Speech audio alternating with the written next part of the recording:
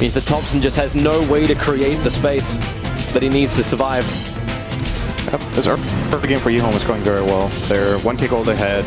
The big farmer, so to speak, on OG is the Vengeful Spirit, but it's not really the one position of the game. So the one position is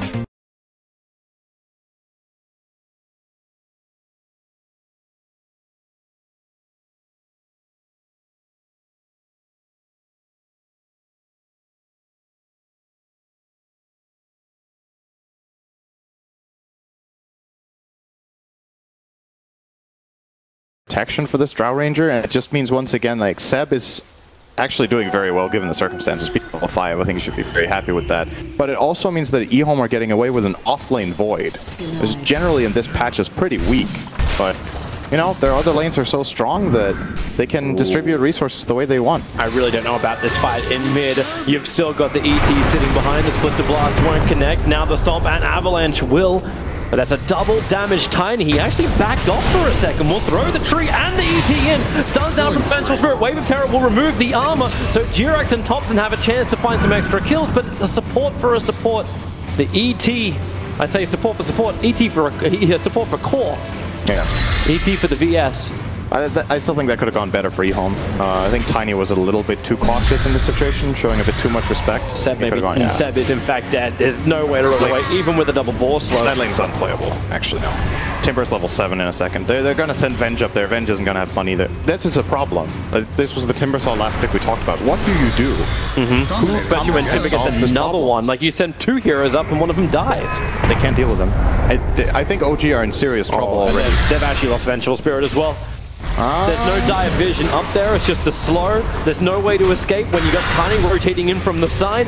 TP's coming in from the Wyvern, but yeah, you want to cancel that. There's no way to survive in that lane, so now it's Void versus Beastmaster on bottom. That's nicer, but the core that had the farm just feeds his life up on the top. That net worth disparity between the cores is huge. I think that was actually survivable for the Venge. Could have swapped the Tiny that ran under the tower vision and maybe got out, but Ultivi didn't go for it, got killed off, and OG are in this awkward position now where there's actually nowhere that it feels that they can make a move. They can't really kill this Void until Beastmaster's level 6, perhaps with like a big rotation with Gust, but they don't want to bring the Drow.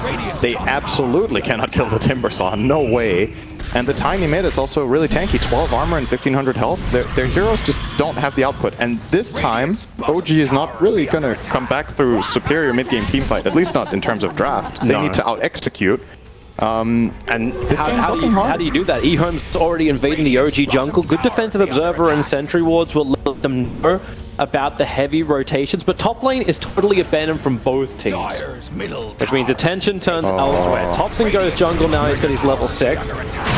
And swap. No, they want to go for the kill over on Tiny. Follow-up stun is available. Need to keep that amp coming in, but the ET stop. Thompson knows he cannot be caught by this Chronosphere. There's not enough mana. Actually, he does if he uses the 6 charges, but with a quick silence, face the arm, he's still holding those charges. Notel knows he's dead. The toss up and then the swap down. Notel will survive, actually disjoining the damage, which the magic missile hits into Innocent. The find the kill. The ET Spirit still sitting on top of them. No concern. The stop is arriving, but the roar from Seb will cancel it. Avalanche creating some level of space, but down goes the ET. Vengeful Spirit with the double kill. You asked them to out-execute. That kind of feels like that happened, even though Timbersaw was not involved. Yeah, OG made a lot out of what they had there. That was pretty much the perfect outcome in that situation, but they did have to rotate 5 heroes. Timbersaw's free farming, he's pushing out bottom, and all they got was 2 support kills, which it's nice because they didn't lose, for example, their Sven or maybe even a secondary hero, and they probably had to bring absolutely everybody that they did to get this outcome, so in a way, it feels like over-rotation to bring 5, but what would have happened if they didn't?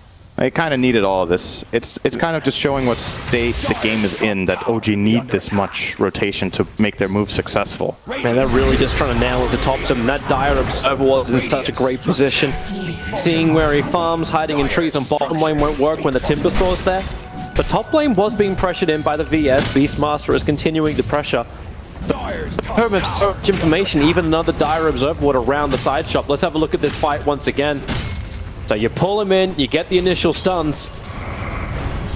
Even though this Stomp doesn't look too good, the Titan, it zones off the Drow. They can't really do the time. It's going to start pulling up. At any point right now, if they can use the Chrono to kill the Sven or the Venge that swaps in, but he's saving it for what he's anticipating will be a pure team fight play. And it is coming now, but now Caudle is dead and they're kind of on the back foot, so full-on disengage mode, and they don't get any more. Oh, Seb is in trouble. Yeah, we're back to live, and swap nice away, swap. Seb on 17 HP. He'll give the roar out. That one attack is not enough from the Keeper of the Light to find the kill. Timber, he ain't done yet. He's looking for any kind of open, another quick blast. The amount of times that Luna has hit Seb is unbelievable. Maybe up on the top. He's trying to save him. The Vengeful Spirit's got a lot of damage into Faith. He's still got time to get away, but he puts himself inside the Chronosphere, which Winter Wyvern was clipped on the edge. They'll pull him back in. The Furnace is down, and the Stormbolt, oh, it does fly from Notel. The kill on the Faceless Boy, but hello! Timbersaw has managed to arrive, and everyone from OG wants to get the hell out of there. So at the very least for OG, they got the Void kill, but again, a good fight from EHOME. They're taking a lot of advantage of this Tiny, just having a really good game. He's in a perfect timing for Shadowblade now that he even has. And this is a hero that you hate playing Wyvern against. Wyvern wants to play against physical damage cores, both for the sake of the Cold Embrace. This Tiny combo just flat out kills the Wyvern itself.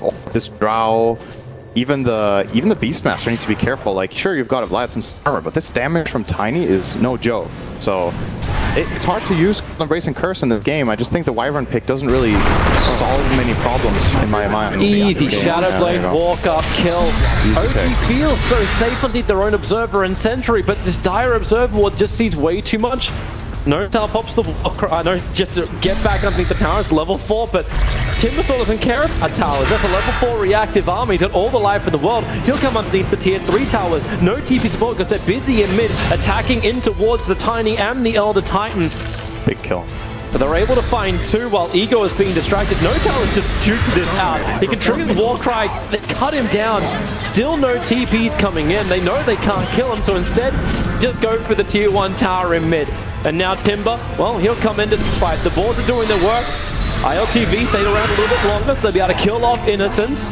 Timber Chain unable to do the damage into the Vengeful Spirit that he wanted to, and that's 3 heroes and a tier 1 tower going down. That was sloppy from Innocence. He had Blinding Light the whole time, just walks up to Venge, gets stunned, and gets killed when he was in Blinding Light range the whole time. Probably overestimated the cast range of this spell, wanted to knock the Venge into the tower, but any Blinding Light just upward would have been enough to set up his Timber and save the tower. So OG gonna be very happy with this. Smart from Jirax. He put down the Sentry Ward, saw the Tiny coming in, so he had a chance to react, but it's still not enough. ASD will still find the kill. Faith Beyond's going to arrive. Time walk forward. Chronos off cooldown in 2 seconds time. Seb back underneath the tower. Nice VS is nearby. He's got the swap available. Seb, he has nowhere to really survive this, and there's nothing that ILTV can really do to help him. They're doing a pretty good job staying afloat, honestly, OG right now. I thought this game was going to snowball more, but they've kind of managed to stabilize in the last 5 minutes on the gold graph. They've created a lot of space for Tops, and he's back to the top net worth of OG. Yeah, he's catching up. It's still not looking great by any means, but if they hadn't made these couple of key moves that they've done in the last 2 to 3 minutes, this could have almost been closing in on as much as a 10k gold lead. Yeah. Because if OG don't take initiative and make moves, they will get overwhelmed. They have to play aggressive even though they're struggling, because EHOME can just pile on top of them with this Timbersaw and they will win every fight. They're looking to fight again. Tiny is in range. Timber's the closest one now in range. They can't go on. And yeah, they don't want a piece of this at all. But you do have that Wyvern ulti. You've got the Curse available. So if EHOME want to get into the fight, it looks like they're a little bit more up for doing it, or at least protecting Top's farm area. It feels really weird to watch this Terra Ranger, by the way, because it just feels like a Warcraft 3 ability has returned. Yeah. In the, like, you had the 1 in 3 chance, now it's a 20% chance. But when you're going up against Ancients, you just get that 1 arrow, you can transition through the jungle a lot faster as a Terra Ranger. So this kind of space that they're giving is a lot more useful. Yeah, a Drow that's left unchecked will be one of the fastest farmers in the game right now. It farms super fast, and it kind of feels, you know, it in a way is a bit reminiscent of old Alchemist, where if you don't contest this guy, just kind of farm stacks and farm Ancients super fast and get filthy rich. Obviously doesn't get bonus gold, but a Drow that's playing from ahead will stay ahead. But he got shut down so hard that catching up is still going to take a while. And being even on net worth as Drow with these Timbersaw tiny heroes, you just don't feel the same presence in fights just yet. Thompson needs a lot of time. He's actually going for a Blink Dagger as well, looking to try and just reposition in fights. Blink in, Gust, key hero like the Void into his team. Seb can't get the TP off in time. The Spirit Stomp was able to find him. And that is one very dead Beastmaster. I was just wondering if you changed the build into like an earlier Shadowblade Silver Edge, just up against the Timber. For Beastmaster? No, for Drow. For Drow. Instead of going for Blink Dagger. Like, I can understand his desire to reposition when the Faceless Void is looking to jump you. Blink Dagger is terrific against this. I think the problem with going Silver Edge in this game is you can't really go in on Timber. If he has the reactive, I'm here. You can't TP underneath the ball. Nope. So if you use the Silver Edge to go in on the Timber, if he already has reactive armor running, you're not going to kill him anyway. And if you do break him before the armor stacks start stacking up, well, you're a Drow, and if you walk in with that Shadow Blade or Silver Edge and you open on the Timber, you expose yourself to just getting jumped by Tiny or Void or Elder Titan Stomp. So I think Drow actually just can't play like that in this game. He has to really keep her distance, play backline, and wait for the right moment. And that's what the Dagger is good for. So I kind of like this read. That's almost question than the VS's build, because the VS is literally the same build apart from just being one Wraith Band behind at the moment. Like he's holding onto the smoke because they want to try and fight, but they may just have the chance to fight right now in the mid lane. I say the chance. Have they got enough to get through the Timbersaw? The ET Stomp is out, but 7 Notel. They got around the back. Timbersaw able to chain himself out of it. And this is not the fight they were looking for. Not to mention Tiny's in the back line. Thompson took a lot of damage, but not enough to kill him. Maybe Ego can finish that job. Finally, the Tiny will fall. Thompson swapped up and away from the fight. He couldn't stay on top of him and swap again. You just get interrupted. The chrono is huge. Same with the Collar Blast right over the top of him. And a secondary one. That one would do much damage. The ET splitter. ILTV couldn't get away in time, but they are now on the OG. They smell blood in the water. The Stomp, it will not create enough space from Destiny. He runs down, but the damage from the VS is so high, they'll curse up the Keeper of the Light just to hold him in position so they can finish the job. 4 heroes down from EHOME, and the positional play from OG is superb. They'll cap it off with a celebratory Roshan. Yeah, they just flat out outplayed them in that fight. It looked like it was going to be terrible for OG after they opened on the Timbersaw, but I want to highlight one little juke Thompson did. Like, these small things make such a big difference. He dodged the last chakram that Timber threw toward him. If that chakram hits, Drow dies and Timber continues the fight. Instead, he jukes, so we're going to see it here. So keep an eye on Ego here. He gets jumped first. This is a really good 4-staff play from the Caudal into the Blinding Light, so great start off from Innis. He doesn't have the Ignis, though. He used it bottom earlier against the Wyvern.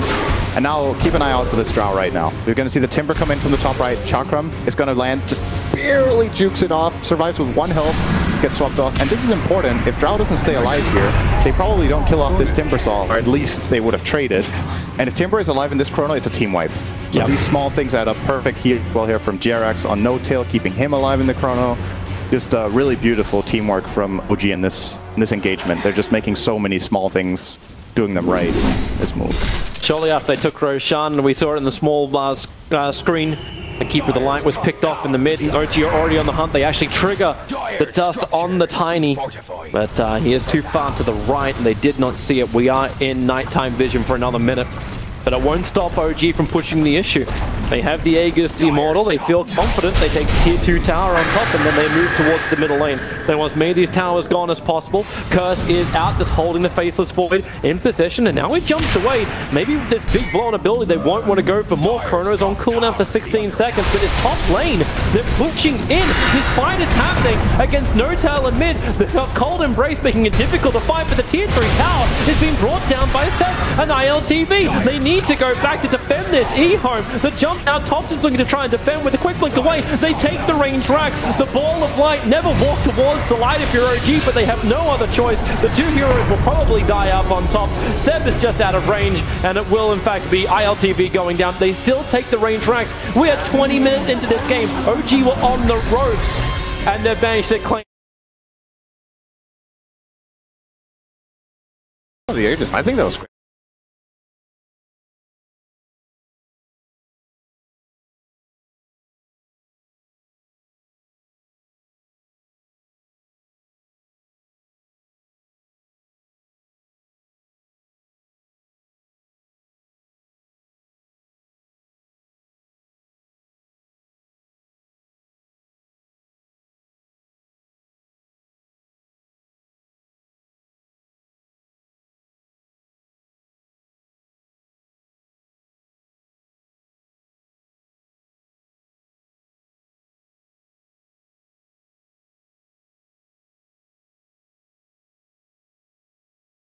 side of spells really is the Void, and he's not going to kill in Chrono. So BKB is very strong. OG have just fully recovered. The challenge for EHOME now is to set up a fight where they get to frontline with Timber and he doesn't die or get pressured too hard in the beginning, because now the damage from OG is actually there. Yep. Beforehand, they couldn't really kill him. His Vanguard is starting to fall off now. He has a Bloodstone heal, which is great, but he needs to not be locked down in order to cast it. And he needs his team to protect him. I still think this coming fight is definitely doable for EHOME, but they got to be very, very cautious with how they place their heroes when they go in. Yep. On top